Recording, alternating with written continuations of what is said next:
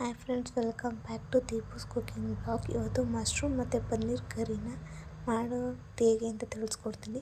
ಮೊದಲಿಗೆ ಪನ್ನೀರ್ ಮತ್ತು ಮಶ್ರೂಮ್ನ ತೊಳ್ಕೊಂಡು ನೀಟಾಗಿ ಕಟ್ ಮಾಡಿ ಇಟ್ಕೊಳ್ಬೇಕು.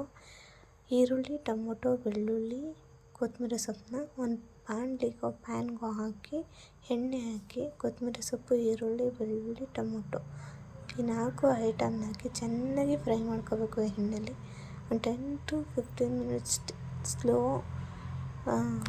ಸ್ಲೋ ಆಗಿ ಫ್ರೈ ಮಾಡಿಕೊಂಡು ಚೆನ್ನಾಗಿ ಫ್ರೈ ಆದ ನಂತರ ಸ್ಟವ್ ಆಫ್ ಮಾಡಿ ಒಂದು ಸ್ವಲ್ಪ ರೆಸ್ಟ್ ಬಿಡಬೇಕು. ನೆಕ್ಸ್ಟ್ ಮಸಾಲೆಗೋಸ್ಕರ ಮೆಣಸು ಮತ್ತು ಚಕ್ಕೆ, ಸ್ವಲ್ಪ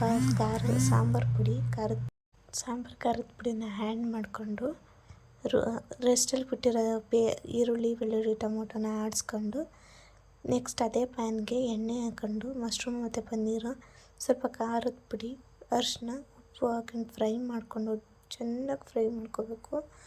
ಡೀಪಾಗಿ ಎಣ್ಣೆಯಲ್ಲೇ ಬಿಡಬೇಕು. ಚೆನ್ನಾಗಿ ಫ್ರೈ ಆಗಬೇಕು ಮಶ್ರೂಮ್ ಮತ್ತು ಪನ್ನೀರ್ ಮತ್ತು ಮಶ್ರೂಮ್ ಡೀಪಾಗಿ ಫ್ರೈ ಆದಮೇಲೆ ನಾವು ರುಬ್ಬಿರೋಂಥ ಮಸಾಲೆನ ಹಾಕಿ ಚೆನ್ನಾಗಿ ಫ್ರೈ ಮಾಡಿಕೊಂಡು ನಮ್ಗೆ ಎಷ್ಟು ಬೇಕು ಅಷ್ಟು ಕನ್ಸಿಸ್ಟೆನ್ಸಿಗೆ ಎಣ್ಣೆ ಬಿಡೋ ತನಕ ಫ್ರೈ ಮಾಡ್ಕೊಂಡು ನಮ್ಮ ಕನ್ಸಿಸ್ಟೆನ್ಸಿಗೆ ತಿಕ್ಕಾಗಿ ಬೇಕಾ ಯಾವ ಥರ ಬೇಕು ನೋಡಿಕೊಂಡು ಎಷ್ಟು ಬೇಕಷ್ಟು ವಾಟರ್ನ ಆ್ಯಡ್ ಮಾಡಿಕೊಂಡು ಸ್ವಲ್ಪ ಚೆನ್ನಾಗಿ ಬೇಯಕ್ಕೆ ಬಿಟ್ಟು ಕ್ಲೋಸ್ ಮಾಡಿ.